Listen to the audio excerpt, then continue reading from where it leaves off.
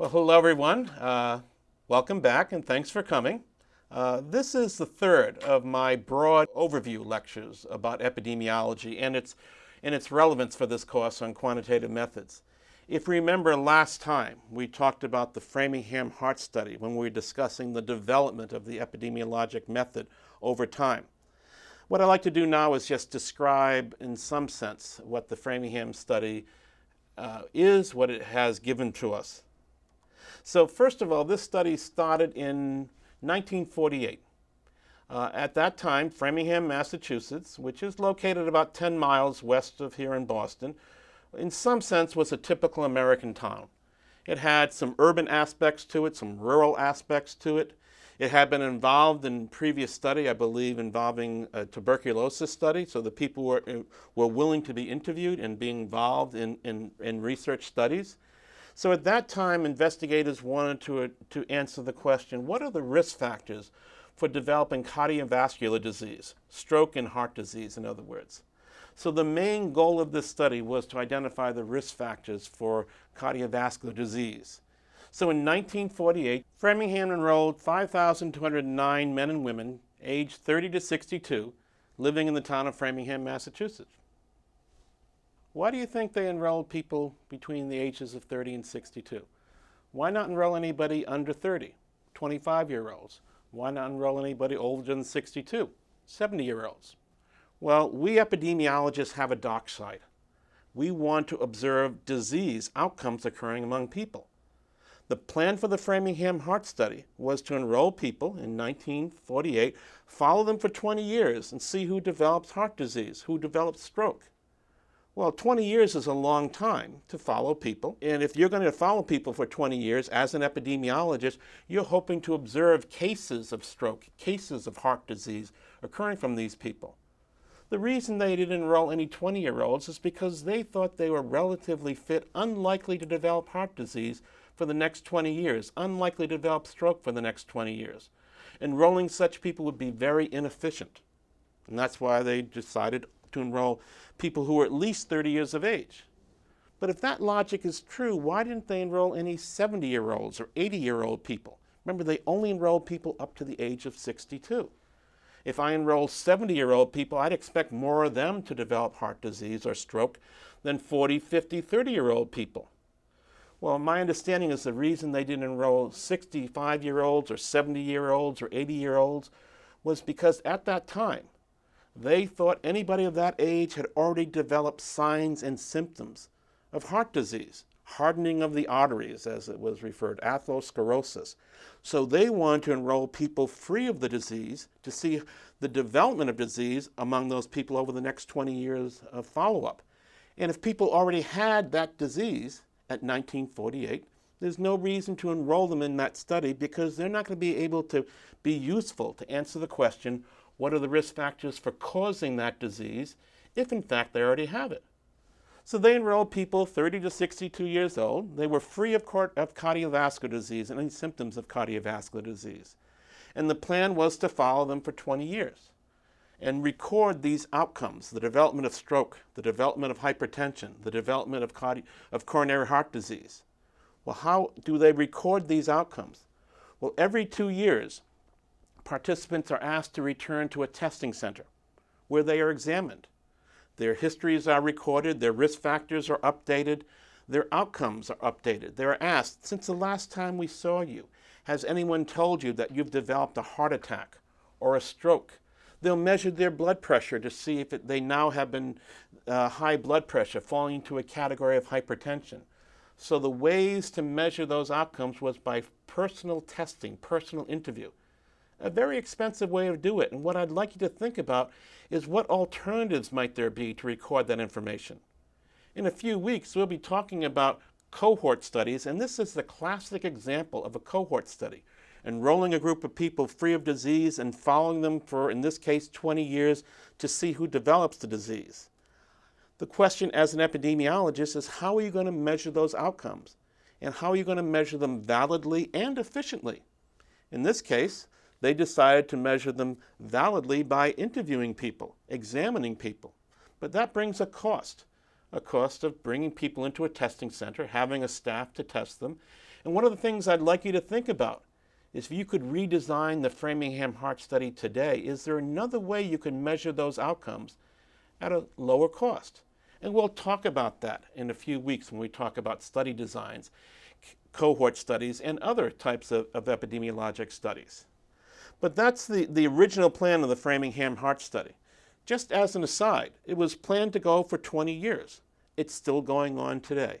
People who are alive from that original cohort of 5,209 people are still coming back every 2 years to be examined. But as you might guess, unfortunately, many of those people in the original cohort have passed on. And the number of survivors is dwindling year to year. Well, there have been other studies built on the Framingham original cohort.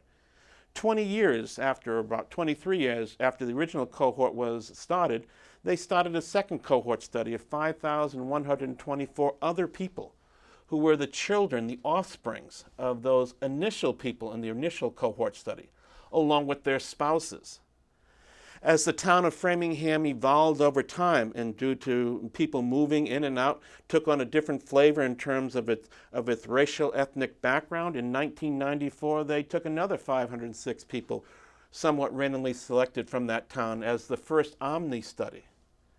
In the early part of this century, they took a third study, a cohort of the offsprings, the grandchildren of the original cohort, along with their spouses. By taking the second and third generation of the original cohort, they're able to do family history studies. And that's an advantage of this type of study design.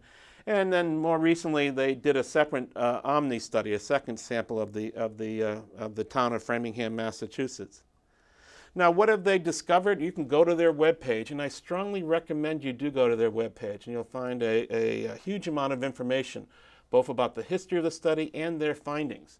Among their major findings, their milestones: smoking, not surprisingly, is a risk factor for heart disease.